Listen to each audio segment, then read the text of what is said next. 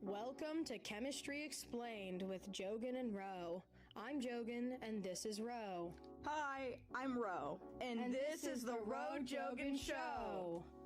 Today, we're explaining a deeper look at the chemical processes that go into discovering and developing new medicines. Isn't that just awesome? I really find medicine interesting, and the processes even more interesting. Yeah, I think that knowing how medicine and chemistry interact is pretty cool. So, Jogan, how about you start us off? I know that you know all about how drugs are made. Don't say it like that, Ro, but yes, I've learned a bit about the drug-making process. The legal drug-making process, that is. Okay, sorry, Brogan. So, how are drugs made? To begin, the process itself is intensive, long, and difficult. Most candidates for a new drug don't even make it. Only about 10% do. So, about how long does it take to produce? A decade. Whoa, you're joking. I, in fact, am not. That's crazy. Imagine some new disease popped up, killing everyone, and we had to wait, 10 years for a cure? What, like Corona? Anyways, tell me a little bit about the process of making these drugs. Well, first, you need to have a reason for the drug. A call for making it, you could say. Oh, right. Some of these reasons could be, say, new research on a disease that gives better insights into how the molecule works, or solving side effects caused by certain treatments or drugs, technological advances that create new treatment possibilities, or even a drug that worked better for curing something other than its initial purpose. Wow, seems like there can be a lot of reasons to make a new medication. Yeah, well, think about it. There's a lot of diseases and bacterial infections too. Oh, yeah, that's true. So, after the scientists have a problem to solve, they need to figure out how to go about solving that issue. For example, if they're trying to cure or treat a disease, research needs to be done on the disease and its behavior. To figure out how to fight it. Correct. So continuing with this example of treating a disease, scientists then start testing tons of compounds. Really, tons. This is why only so many candidates make it to the finish line. The initial amount being tested is so large that the amounts that go through seem so small. Oh, so that's why only 1 in 100 make it. 10 in 100. Yeah, that's what I said. Okay. Anyways, after all this testing, the scientists finally have something called a promising compound, or basically... They pick one they like. Sure, Ro, they pick one they like. There can be several promising compounds for the one problem they are solving, mainly because the second round of testing is just as difficult and eliminating. More testing? If I were a compound, I think I'd flunk out. Yeah, Ro, you probably would. What's the second testing even like? Well, the first testing, that is the one that eliminates many candidates, was computer model, animal, or cell testing. Not real people. Meaning... Round 2 is people! Yep. Round 2 is testing a small group of healthy individuals. For some reason, this is called stage 1 testing, even though it is the second round of testing. This is because they are finally testing it on humans. The individuals, shockingly, are people who don't even need the drug or have the disease the medication is supposed to treat. But we wouldn't want to make sick people sicker, hence why we pick healthy people. That makes sense. But how do they know the medicine actually treats the disease if it's not being tested on people with the disease? They do test that later, but first, they are just testing that the medication is safe. Like, trying to make sure it doesn't have any negative effects before checking the positive effects. Oh, like, it's better for the medicine to not have an effect on the disease than to have negative effects on the person taking it. That's exactly it. And once scientists have one with no adverse effects, that means bad effects, Ro. Okay. They can move on to stage 2 testing. Cool. Yes. However, keep in mind that moving on from stage 1 to stage 2 cuts potential compounds in half. Oh, even more candidates are eliminated? Yep. Wow, I guess I understand where the 10 in 1,000 comes from now. 10 in 100, Ro. It's 10 in 100. That is what I said. Moving on, stage 2 is where the compounds are tested on those who actually have the disease. The primary goals of this round of testing are to find out if the compound actually works as intended, the amount or dosage needed, and how the drug should be administered. Administered? Yes, like taken, how it should be taken. Injection, pills, topical cream, that sort of thing. Oh, I know all about that. There's a reason for the different ways drugs are taken, you know. Really? Let me wrap this up and you can tell me all about it. So basically, a small number of sick people test the drug, to which, if it works, the drug gets tested a third time with a larger group for better research on the dosage amount. And finally, with certain approvals, the drug can now be patented and marketed. Just to recap, the first testing, animal testing, loses a majority of candidates, 90% that is. In the second round, or phase 1 testing, about half of the candidates are lost due to negative effects on humans. Stage 2 testing, another half, is lost because it doesn't work or treat the disease as well as initially hypothesized. Then, finally, in stage 3, the larger sample size, about 10% of candidates, end up eliminated due to lack of effects, or the risks outweighing the benefits. And that is the drug-making process. Yapper. I am not. R2! Now it's my turn. Right. What were you saying? Something about how medicine is taken?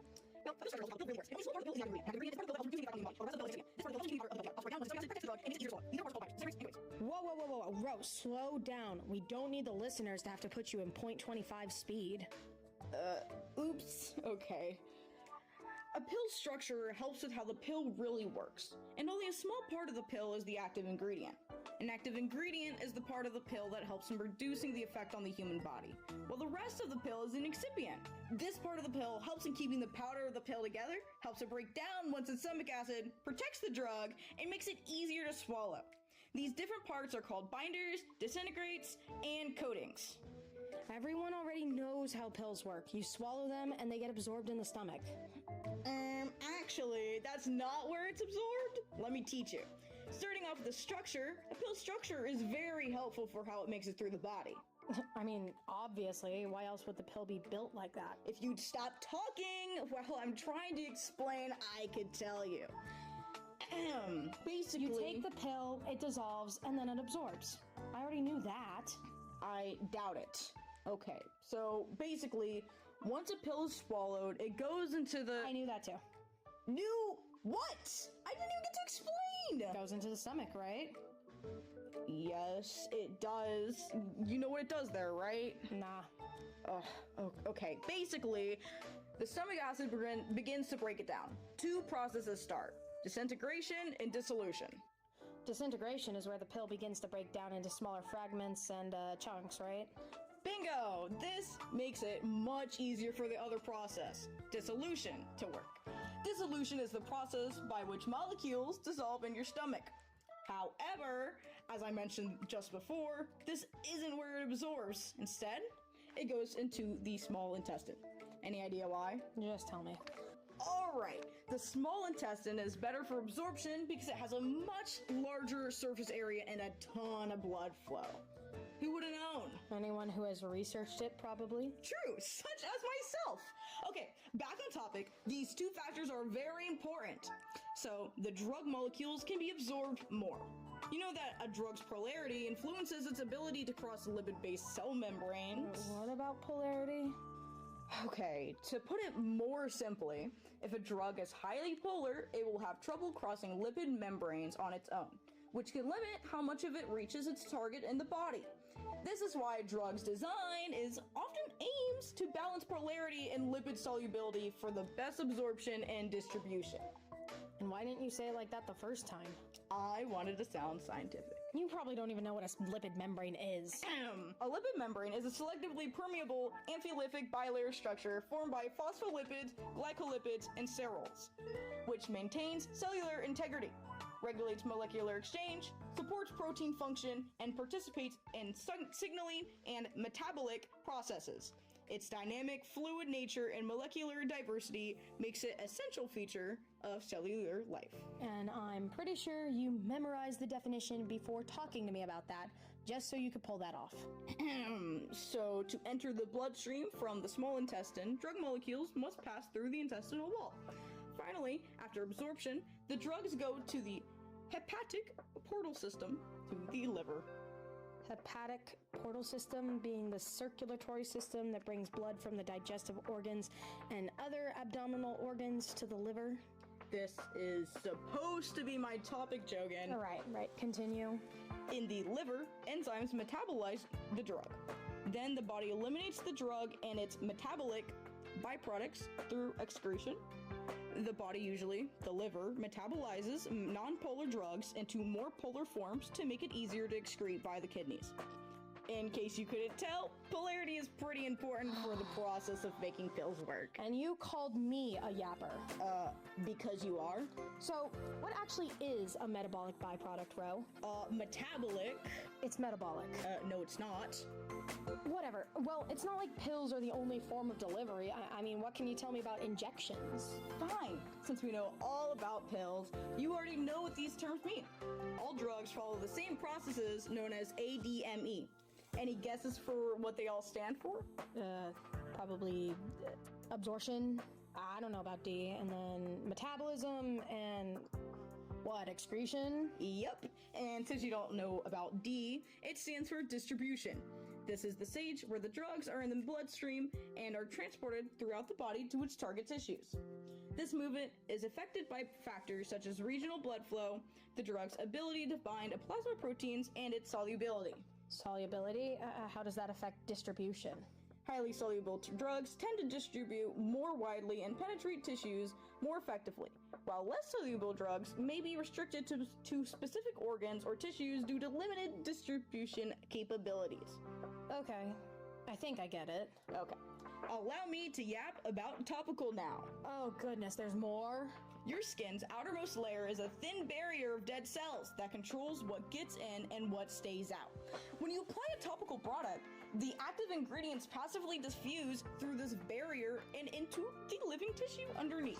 Topical medications are applied directly to the body surfaces to treat conditions or achieve systematic effects. There are so many different kinds, including creams, gels, ointments, and patches. And that is how drugs are delivered to the body. What? Oh, you're done? Oh, good. Jogan! Sorry, it's just you were talking for so long. Because I'm actually interested in my topic. Were you listening? Yeah, ACDC, absorption, distribution, okay, I was kind of listening. Anyways, now that our listeners know how drugs are made and how they get into the body, why don't we look at a real example? Yeah, sure. Pick a drug. Any drug. Method. A legal drug, Ro. A legal drug. Oh, I don't know any of those. Ro. What? I don't. Fine. Let's go with aspirin. Not for any particular reason. Totally not like that's the only drug the people who made this script researched. Okay. Oddly specific there. So, aspirin is kind of a one-stop shop for your basic medical issues. You know, pain, inflammation, and fever. That sort of thing. Right. Isn't pain caused by the... Oh, wait, I know it. PGE2? Which is... prostaglandin E2. Yeah. So basically, gosh, it's hard to do this without a chart, so bear with me, listeners. So, remember how you were telling me about the cell membrane, Ro? Yep. A lipid membrane is a selectively permeable amphilipid bilayer structure formed by Okay, yeah, thank you. That's all we need. You're good. Oh. Anyways, about the phospholipids. Phospholipids can release something called arachidonic acid, which basically is what can turn into prostaglandin E2, which, as we know, promotes things like pain, inflammation, and fever. This acid is released by something called phospholipase A2. It then turns into cyclooxygenase. Now, this cyclooxygenase is what aspirin inhibits. It basically stops it from working. Wow! So cool. Sort of, except it, permanently changes your platelets. What? Yeah, permanently. Oh, wow. So, those specific platelets no longer function the same. They stop doing their job. Wait, what is a platelet again? It's a piece of a cell. A platelet helps to clot blood. Oh, I see. I get it. Yeah, so basically, aspirin permanently damages platelets, and they no longer clot blood. Hence why it sort of works as a blood thinner. But what about the permanently changed platelets? Well, if you don't want to keep having bad platelets, just don't take aspirin for a good week or so. That's not so bad. Something important to note, though, is that aspirin inhibits both cyclooxygenase 1 and 2. Cyclooxygenase 1 is what is responsible for blood thinning. Cyclooxygenase 2 is responsible for pain, fever, and inflammation, but so is cyclooxygenase 1. Cyclooxygenase 1 also causes pain, fever, and inflammation, just like number 2. But it's special because it directly controls the blood thinning. Seriously? Now you know how I feel. Well, I'm done anyways. That was everything I could recall about aspirin. Oh, so we're done? Well, yes, technically, but we still have to do the outro. Jeez, Ro, come on. We're gonna have to edit this part of the podcast now. So now we know how drugs are made, how they get into the body, and a real-life example of their working. That's right! It nearly takes a decade for a new drug to hit the market, and only 1 in 10 make it to the market to begin with! Ro, it's 1 in a... Oh, wait, you got it right. Yeah, why wouldn't I? You... Never mind. We learned about the difference between pills, topical solutions, and injections. And about what absorption, distribution, metabolism, and excretion, or ADME, means. And lastly, what the processes look like with a real medicine. This has been Chemistry Explained with Jogan and Roe. I'm Jogan, and this is Roe. I'm Roe. And this is the Roe Jogan Show. Thanks for listening. And cut. Good, finally. Jogan, I quit. What? I'm sick of working with you, Jogan. You take my money, you drag me here to play this awful role, and this eccentric personality with all this... You're not leaving. Huh? Oh, shoot, it's still recording.